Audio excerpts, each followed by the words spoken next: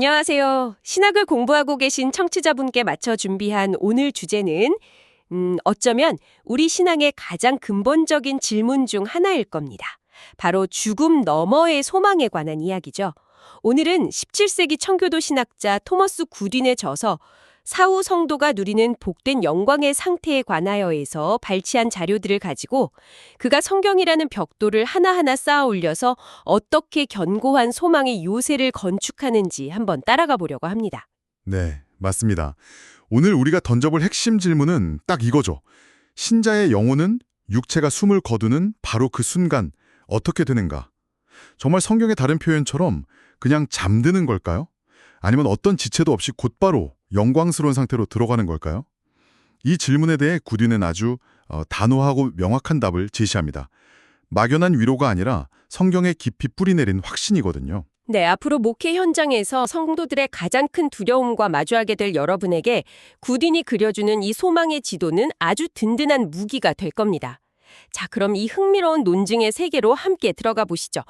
굿윈의 논증을 따라가다 보면요. 처음부터 좀 하는 지점에서 시작한다는 느낌을 받습니다.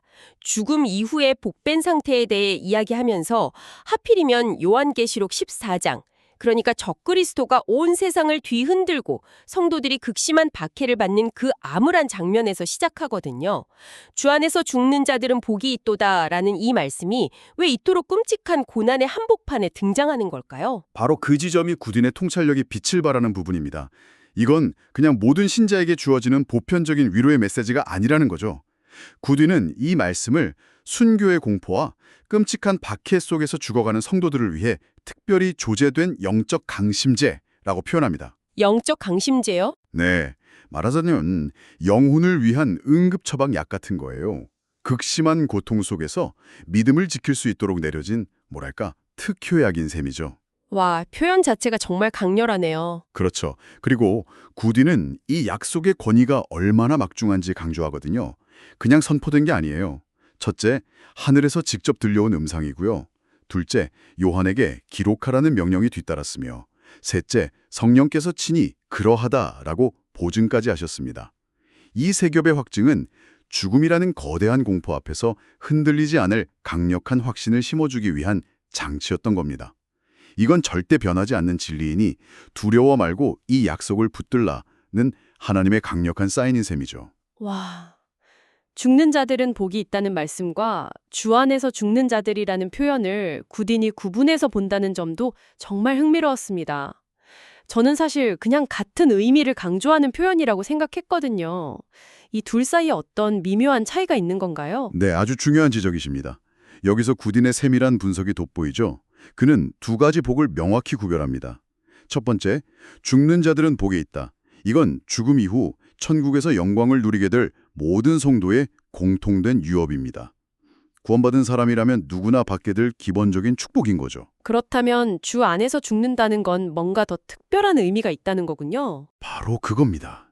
이건 모든 성도가 받는 공통유업 이외에 더해지는 특별한 특권이에요. 단순히 신자로서 죽는 걸 넘어서 죽음의 바로 그 순간에 자신의 믿음과 소망을 최고조로 발휘해서 그 죽음을 통해 그리스도께 온전히 영광을 돌리는 것을 의미합니다. 모든 성도가 이런 영광스러운 죽음을 맞이하는 특권을 누리지는 못할 수도 있다고 굿윈은 말해요. 하지만 이렇게 죽을 수 있다는 것 자체가 엄청난 축복이고 우리 삶의 마지막 순간이 하나님께 가장 큰 영광을 돌리는 예배가 될 수 있다는 거죠. 청교도들이 잘 죽는 것에 얼마나 큰 의미를 두었는지 생각하면 이 구분이 더 깊이 와닿네요. 이게 이론이 아니라 삶의 마지막 순간을 어떻게 맞이할 것인가에 대한 아주 실제적인 가르침이었겠어요. 정확합니다. 청교도들은 잘 죽는 법에 대한 지침서를 쓸 정도였으니까요. 그들에게 죽음은 삶의 마지막이자 가장 중요한 예배행위였습니다. 굿윈에게 이 구절은 그 예배의 정점을 보여주는 약속이었던 셈입니다. 자, 그런데 여기서 많은 분이 궁금해할 만한 문제가 나옵니다. 바로 영혼 수면설이죠. 성경 곳곳에서 죽음을 잠잔다고 표현하니까 영혼이 육체에 부할 때까지는 아무 활동 없이 무의식 상태로 잠들어 있는 것 아니냐는 주장이요. 이 부분에 대해 굿윈은 어떻게 반박하나요? 굿윈은 이 문제를 피하지 않고 정면으로 다룹니다. 특히 요한복음 11장에서 예수님이 죽은 나사로를 향해 잠들었다고 말씀하신 부분을 직접 가져와서 분석하죠. 구딘이 이 문제를 파고드는 방식이 아주 명쾌합니다. 저도 그 부분이 궁금했습니다. 예수님께서 직접 잠잔다고 하셨는데 이걸 어떻게 반박할 수 있을까요? 얼핏 보면 영원 수면설을 지지하는 것처럼 들리기도 하는데요. 그렇죠. 하지만 구두인은 문맥을 아주 중요하게 봅니다. 예수님은 제자들이 이해하지 못하자 곧바로 나사로가 죽었느니라 라고 명확히 설명해 주시거든요.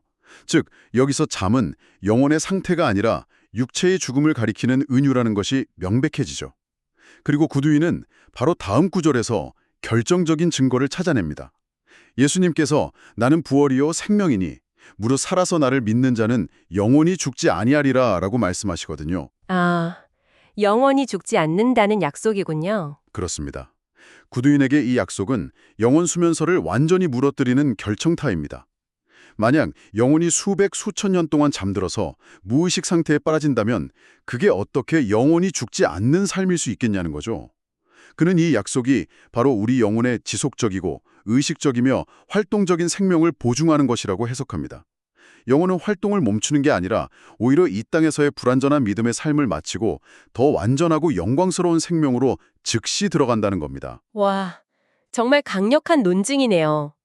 그러니까 구두인은 예수님의 말씀을 가지고 영원 수면설의 근거 구절을 오히려 반박의 근거로 뒤집어버린 셈이군요. 자, 이렇게 신약에서 논증의 기틀을 잡은 구두인은 여기서 멈추지 않고 구약으로까지 거슬러 올라가죠. 이건 정말 대담한 시도 같은데 어떻게 아브라함에게 주어진 약속에서까지 그 근거를 찾아내는 건가요? 이게 구두인이 얼마나 성경 전체를 하나의 통일된 이야기로 보았는지 알 수 있는 대목입니다. 그는 창세기 15장에서 하나님이 아브라함에게 주신 너는 장수하다가 평안히 조상에게로 돌아가리라 라는 약속에 주목합니다. 언뜻 보면 그냥 오래 살다가 평안히 묻힐 것이다 라는 의미로 들리잖아요. 하지만 구두인은 조상에게로 돌아간다는 표현이 단순한 육체의 매장을 의미하는 것이 아니라고 봅니다. 아, 육체의 매장과 다르다면 이건 영혼의 여정을 뜻하는 건가요? 정확합니다. 아브라함의 조상들은 다른 곳에 묻혔거든요.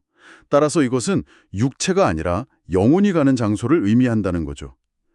아벨, 에녹, 노아처럼 먼저 믿음의 길을 걸어간 경건한 선조들이 모여있는 곳, 즉 천상의 공동체에 그의 영혼이 합류하게 될 것이라는 약속입니다.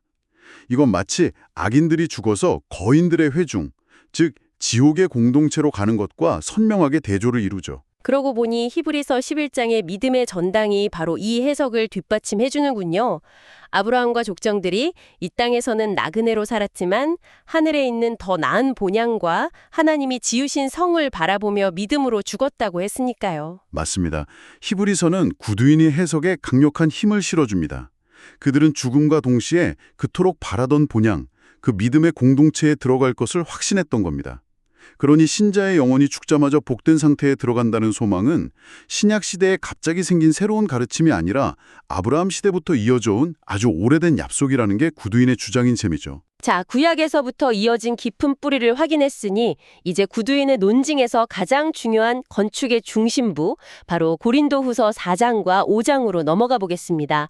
만일 땅에 있는 우리의 장막집이 무너지면 하늘에 있는 영원한 집이 우리에게 있는 줄 아느니라.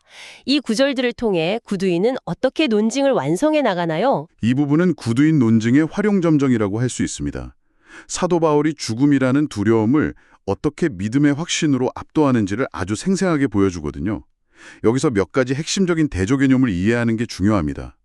첫째는 겉사람과 속사람입니다.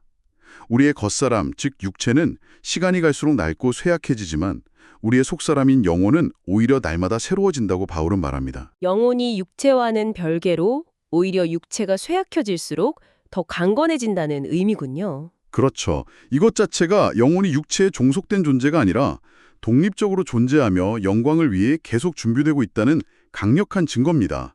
그리고 이어서 그 유명한 장막집과 하나님의 건물 비유가 등장하죠. 텐트와 건물을 한번 떠올려 보세요. 텐트는 일시적이고 연약하며 여정을 위해 존재하잖아요.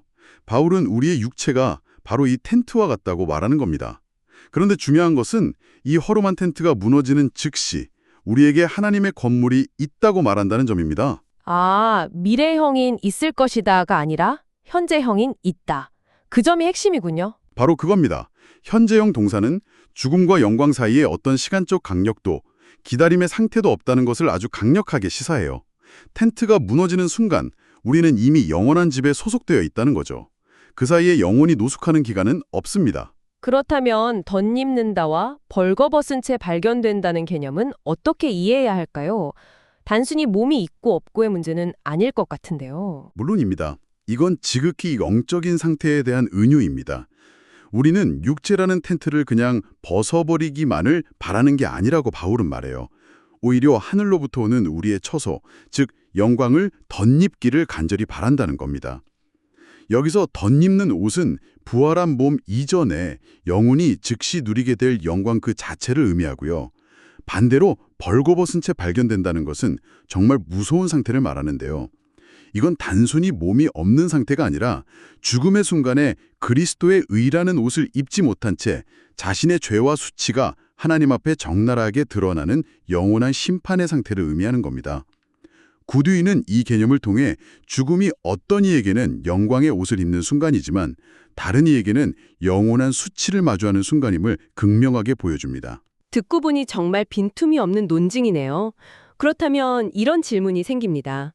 앞으로 목회 현장에서 성도님들이 분명히 물어볼 질문이기도 하고요.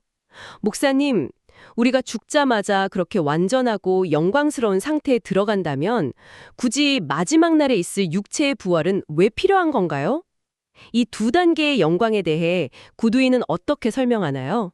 아주 중요한 질문입니다. 구두인은 이 두 가지 영광의 상태를 명확하게 구분해서 설명합니다. 우리가 지금까지 이야기한 것은 첫 번째 상태, 즉 중간 상태의 영광입니다. 육체와 분리된 영혼이 그리스도와 함께하며 누리는 완벽하고 복된 상태이죠. 하지만 동시에 이것은 일종의 기대하는 상태이기도 합니다. 기대하는 상태라니 어떤 의미인가요? 비유를 들자면 월드컵에서 우승한 선수들이 라커룸에서 샴페인을 터뜨리면 기뻐하는 것과 같아요. 기쁨은 진짜하고 완전하죠. 하지만 아직 공식적인 시상식과 신의 카퍼레이드는 남아있는 겁니다. 이처럼 중간 상태의 영혼들은 이미 승리를 맛보며 충만한 기쁨을 누리지만 모든 성도들이 다 모이고 우리 몸의 완전한 구속이 이루어지며 그리스도의 영광이 온 우주에 선포될 그 마지막 날에 위대한 시상식을 고대하고 있다는 겁니다. 아, 그렇군요. 그럼 두 번째 상태는 그 마지막 시상식, 즉 완성된 영광을 의미하겠네요. 맞습니다. 두 번째 상태, 즉 최종 상태는 마지막 심판 이후에 부활한 몸과 영혼이 다시 결합하여 누리는 완전한 영광입니다. 이때는 그리스도의 영광이 온전히 드러나고 모든 구원받은 성도 공동체가 함께 그 영광에 참여하며 온전한 기쁨을 누리게 되죠. 신약 성경 전체가 끊임없이 우리의 궁극적인 소망의 초점을 바로 이 주의 날, 마지막 날에 맞추는 이유가 여기에 있습니다. 구딘의 표현을 빌리자면 중간 상태의 영광이 아무리 찬란하다 해도 최종 상태의 영광과 비교하면 마치 환한 대낮에 켠 촛불과 같을 정도라고 합니다. 오늘 토머스 구두인이라는 거장의 안내를 따라 신자의 영혼이 죽음 직후 어떤 영광을 누리게 되는지 깊이 탐색해 보았습니다.